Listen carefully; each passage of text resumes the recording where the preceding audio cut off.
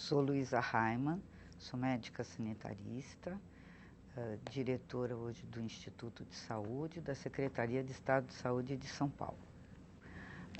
Inicialmente queria agradecer o convite do Conselho Estadual de Saúde para poder contribuir com um debate na 15ª Conferência Estadual de Saúde, inclusive todas as pré-conferências, que são as conferências regionais aqui do Estado de São Paulo. Então, a minha intenção não é dar uma aula, mas é trazer algumas questões e reflexões sobre um tema que me encomendaram, que é ciência, tecnologia e inovação no SUS. Então, para se tratar um pouco desse tema, nós temos que, primeiro, deixar muito claro de que SUS é este que estamos falando. Então, o SUS, ele foi formulado no interior do movimento da reforma sanitária brasileira, e seus fundamentos, eles se apoiam no conhecimento produzido no campo da saúde coletiva. Então, com essa referência, eu acho que faz todo sentido a gente definir, então, saúde tal qual está na Constituição, no título da Ordem Social, capítulo da Seguridade Social, na seção da saúde, onde saúde não é negócio nem mercadoria, é um direito de cidadania. Isso que traduz muito bem os conceitos e a definição de saúde posta na Constituição, tema dessa conferência. Então, é com essa perspectiva que, assim como nós vamos discutir o SUS como um todo, nós também vamos discutir ciência, tecnologia e inovação no SUS. Então, nós podemos partir de duas grandes abordagens que são polares para fim didático, né? Uma, e que tem todo um corpo teórico que fundamenta. Uma é que saúde, então, ela é um direito social e é resultante do modo de viver das pessoas, né? Seja nas suas diferentes fases da vida e momentos onde ela não apresenta alterações anatomofísico-patológicas caracterizadas como doença. Então, o processo saúde e doença, ele é socialmente determinado. Assim como na saúde, no campo da produção, né, da ciência, isto é, na produção do conhecimento, também existe, aliás, uma abordagem que deixa eu completar o pensamento anterior.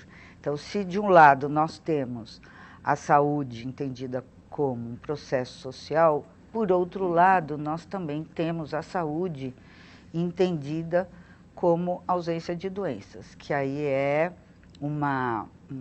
apoiado também numa forma de produção de conhecimento que naturaliza os fenômenos sociais. Então, com isso, podemos entrar, né, na discussão da produção do conhecimento como um campo, portanto, das ciências, também nessas duas perspectivas. Uma é a produção do conhecimento levando em conta o modo de viver das pessoas, ou como as sociedades se organizam e se desenvolvem. e outra mais fundada nos fenômenos naturais do mundo, né? E da relação do homem com a natureza. Então, a natureza do conhecimento produzido, ele é classificado por alguns autores, então, enquanto produção de conhecimento que constitui o campo das ciências básicas, isto é, naturais, inclusive os fenômenos sociais, eles são entendidos desta forma, o conhecimento aplicado, onde este conhecimento, ele gera uma prática, seja ela, no nosso caso, no campo da saúde assistencial, de assistência médica, de promoção, de prevenção, de reabilitação, seja um conhecimento avaliativo, que, na verdade, com a velocidade da produção do conhecimento no mundo, né, principalmente agora no mundo moderno, contemporâneo, hoje a gente tem a questão da produção do conhecimento crescendo numa velocidade assustadora que circula de uma forma também muito rápida através das tecnologias de informações disponíveis hoje. Bom, se nós temos essa diferenciação na natureza da produção desse conhecimento, nós também temos os diferentes locos de produção desse conhecimento. Aonde que ele se dá? Ele se dá tanto nas universidades, que tem como função social a formação, né, de pessoas para a produção e o desenvolvimento da sociedade, e também nos institutos de pesquisa, que também são locos onde se produz conhecimento mais de natureza aplicada, onde nas universidades a predominância é voltada para o conhecimento básico, e o conhecimento avaliativo, ele é feito hoje, inclusive, tanto nas instituições assim consideradas partes do sistema científico e tecnológico do país, quanto também no conjunto dos serviços e locais de produção de qualquer área do conhecimento. Para se produzir, então, esse conhecimento, tem que haver um financiamento. Aqui no Brasil, e particularmente em São Paulo, nós temos uma agência financiadora, que é a FAPESP, de fomento à pesquisa, e que do seu orçamento, pelo menos até o ano passado, 33% do gasto do recurso da FAPESP era voltado para a área da saúde, que é um volume muito grande na medida em que ela tem um percentual, 1% da receita do Estado de São Paulo, como seu fundo para financiar a pesquisa aqui no Estado. Então, esse financiamento, por exemplo, é um financiamento público, mas ele também pode ser um financiamento privado, onde tem não só empresas mesmo, mas também fundos internacionais, fundamentalmente, que financiam a produção desse conhecimento. Uma delas é a Fundação Gates, outra é a Fundação Ford, e assim vai. Aqui no Brasil, não temos mais a atuação de fundações internacionais atuando aqui no país do que próprias privadas, né, no financiamento de pesquisa. E também, para a produção desse conhecimento, nós precisamos de trabalhadores. Quem são esses trabalhadores? Então, é assim chamada comunidade científica, que ela é formada, né, pelos trabalhadores das universidades, sejam elas públicas e privadas, e dos institutos de pesquisa, sejam eles também públicos ou privados. E essa força de trabalho, assim como no SUS, ela transita, né, entre as unidades produtoras de conhecimento públicos e privados. E isso vai conformando um sistema, que é o sistema científico e tecnológico, dos quais os equipamentos públicos de saúde fazem parte também. Então, nós, na Secretaria de Estado da Saúde, temos vários institutos, são 7 ao todo, institutos de pesquisa, que se inserem tanto no sistema científico-tecnológico quanto no SUS. Agora, essa forma de construir esse sistema, principalmente, né, na nossa história social, ela sempre se configurou como um sistema mais elitizado, quer dizer, para uma pequena parcela da população. Hoje nós estamos tentando democratizar mais o acesso e, fundamentalmente, através de uma seleção econômica, né, de poder aquisitivo das famílias que possam evoluir na escala social e construindo, portanto, essa representação da comunidade científica enquanto uma elite que tem autonomia e domínio da sua força de trabalho, que ela tem uma forma de até operar, tipo, dentro do próprio Estado, de uma maneira autônoma, para se ter uma liberdade de criação, que tem muitos questionamentos e que foi gerando uma fragmentação, né, e uma separação desta comunidade científica com as demais áreas, por exemplo, de organização do próprio Estado nas suas políticas públicas setorizadas, como é o SUS. Então, outro ponto que eu acho que é importante ressaltar para a gente discutir no SUS agora é a questão também, neste campo do conhecimento, como que ele circula. Então, se ele é produzido dessa forma, ele também tem formas específicas de circulação através dos eventos técnicos, assim chamados técnicos científicos, as conferências, os congressos, etc. E um outro veículo muito importante é a mídia impressa, né, via suas publicações, e que no momento hoje, isso é geral, no campo da produção do conhecimento, está se tornando tanto a produção como a difusão mais uma questão de negócio e mercadoria do que um bem social. Então, hoje, por exemplo, para o pesquisador poder publicar numa revista, não basta ele ter o mérito, mas ele tem que pagar para ser publicado. Então, como que isso tudo impacta no SUS?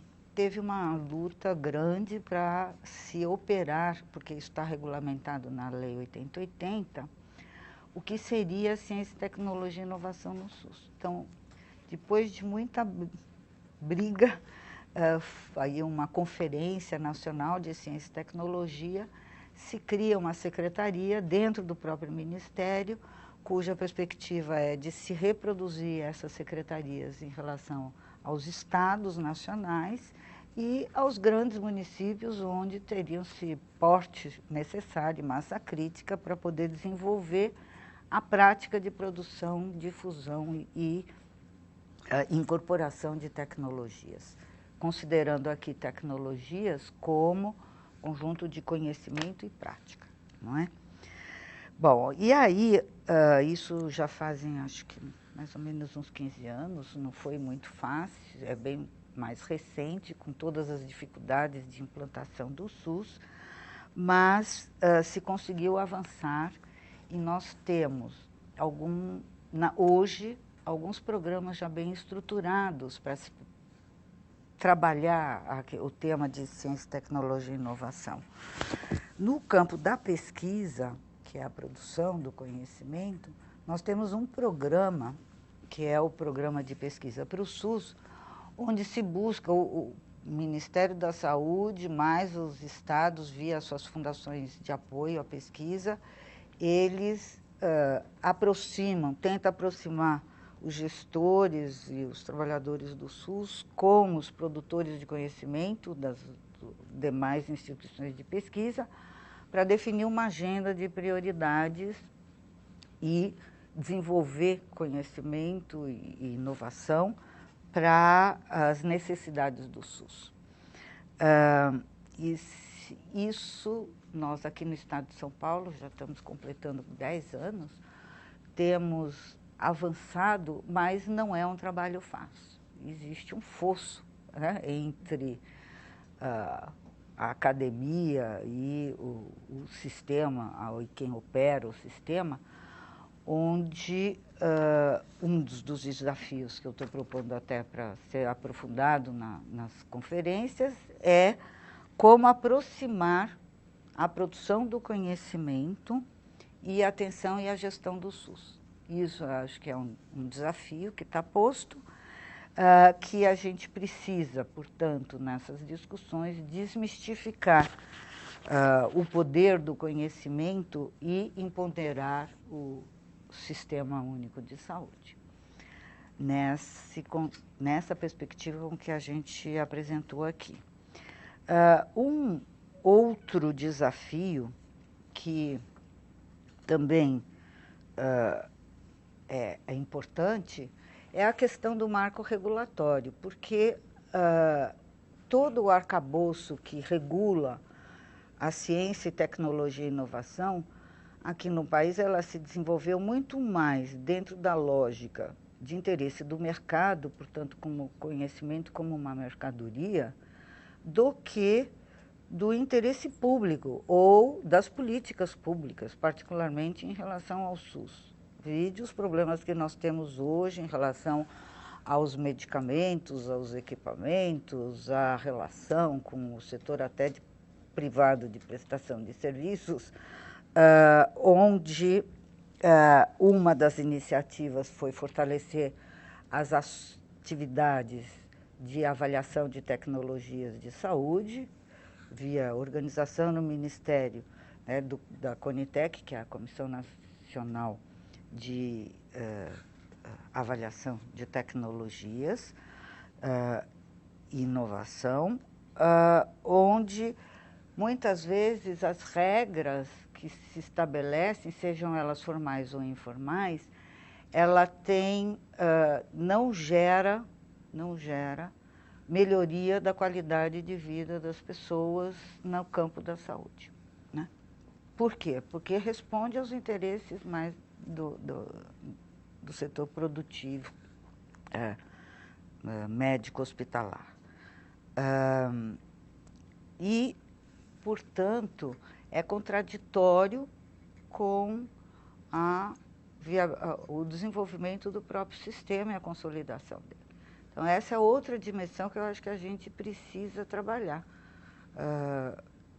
Vide o problema da judicialização, né, relacionado fundamentalmente a medicamentos, e que a postura do Estado tem sempre sido de acolher, né, via judicial, e daí um diálogo maior com a sociedade, inclusive com essa área judicial,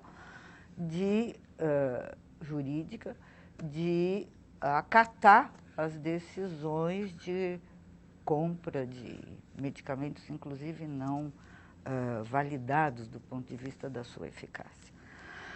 Um último ponto que eu queria colocar nesse tema é a questão da inovação. O que vem a ser a inovação? Hoje, na nossa sociedade, a centralidade da questão da discussão da inovação está na racionalidade econômica. Isto é, inovação é aquele conhecimento que gera um produto para o mercado, onde o setor produtivo, a indústria, ela é capaz de produzir esse produto e aí realizar o seu lucro em cima dessa mercadoria. E, fundamentalmente, isso, então, fica centrado em produtos materiais, né? Seja na área da saúde, medicamentos, os equipamentos, os meios diagnósticos e etc. E há uma ausência, portanto, de interesse de avançar na questão da inovação, né?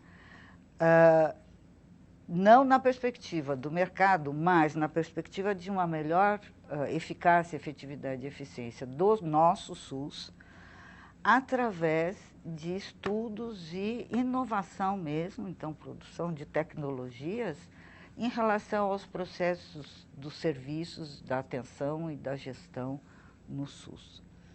Este é um campo novo, que no debate dentro da comunidade científica não é fácil, porque não é nem reconhecido como um modelo possível de ser considerado como inovação.